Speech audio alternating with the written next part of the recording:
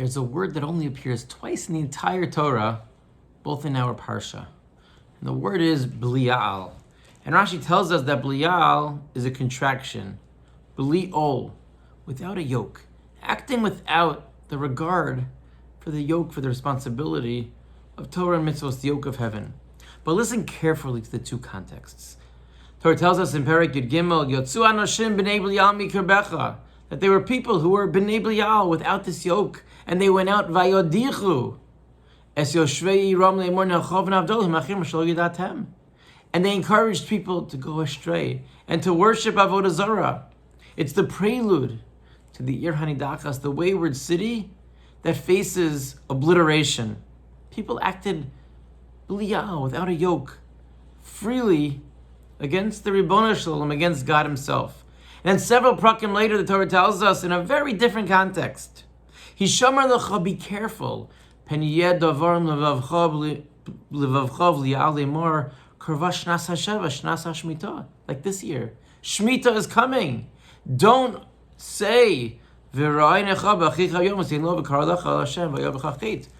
say that you're going to withhold lending money because the loan is going to be wiped out when Shemitah comes.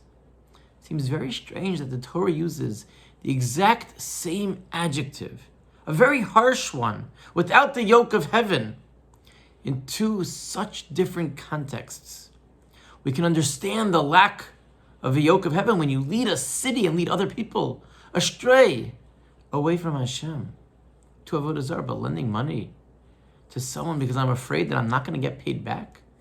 Is that so terrible? Can you mention that in the same context? And the truth is, it's not only us who are sensitive to this unique language and its context, but Chazal as well. And the Gemara noticed that the same word is used in both, and therefore Chazal tell us in the Gemara in Ksubas a shocking statement, that since it says B'liyah when it comes to avodah zarah, and when it comes to refusing to give tzedakah, when it comes to refusing to help out somebody who needs that loan, the Torah teaches us that somebody who refuses to give tzedakah is as if he's an idolater. Wow. How can that be? Shocking. What are Chazal trying to teach us? I think maybe the answer can be gleaned from a perspective about Elul. We're benching Rosh Chodesh Elul this week. Seems to be coming early, and therefore we need to start reflecting on Elul. And Chazal tell us that there are different acronyms as a reminder to Elul, and these seem to be that they're not just hints to help us remember, but they define the essence of the month. And I was thinking, what do each of them tell us? What's the uniqueness of each one? One we know from Purim, Ish l're'eyu matanos levyonim, in the Roshei Tevos, the first letters, Ish l're'eyu aleph lamed, umatanos levyonim aleph vav lamed. Promoting camaraderie and chesed, highlighting that the mission of Elul is a time to reflect on bein adam lechavero, on our relationships. And yet there's another acronym of Ani l'dodi, v'dodi li, I am to my beloved as my beloved is to me. And that seems to reflect the relationship that we have with God. It's our beloved. What we call bein adam lamakom. It's a very different theme, so which one is it? And if it's both of everything is covered, so why are the acronyms even necessary? And perhaps the resolution is the third. Umal Hashem Elokecha, and Hashem should circumcise, he should uncover Es levavcha aleph lamed, ve'es levav zarecha vav lamed. Hashem should uncover the hearts, our hearts and those of our children.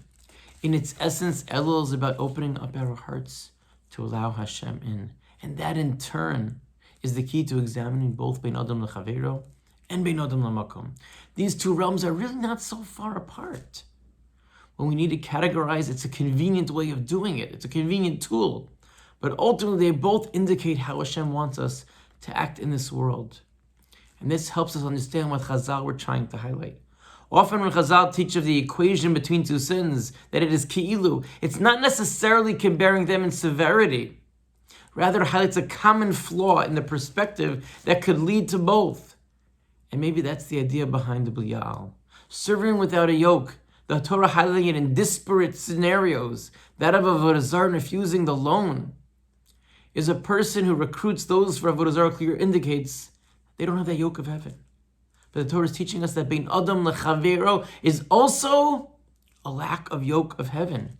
We need to approach our relationship with other people with the same seriousness, because we have a multifaceted relationship with others and with Hashem. A perspective of being Adam L'Chaveru, being an extension of and inextricably bound to God, does not mean viewing another person as a mitzvah object, but it informs our performance of the mitzvah and tells us that sometimes our chesed can be misplaced. People have different roles in life and different lots, and each has to be addressed. But our reactions can't come merely from our human compassion of trying to be sensitive to the person. It has to be looked at through the perspective of the Torah. And that's what the Torah is teaching us here, is that our acts of chesed need to be the right ones. We need to figure out how to best help other people. We need to figure out how is it part of an overall relationship. And our bin adam l'malkam can't be without a bin adam l'chavero. And that's what the Torah is teaching us, and that's what Elul is about. Elul is about creating that connection to HaKadosh Baruch Hu. It's about realizing that as we bench Rosh Chodesh Elul, we need to look inside ourselves and figure out how we connect to others, how we connect to Hashem, and how do we make that part of our overall goal of being from Jews, of being people who are concerned with each and every person, being concerned with our relationship to Hashem. And hopefully if we allow HaKadosh Baruch Hu into our lives, then He will give us that koach, He'll give us that ability to be able to connect, to be able to feel His presence, and ultimately to be able to return Hashivenu Hashem Elecha v'Nashuva Chadesh Yominu Kekedem.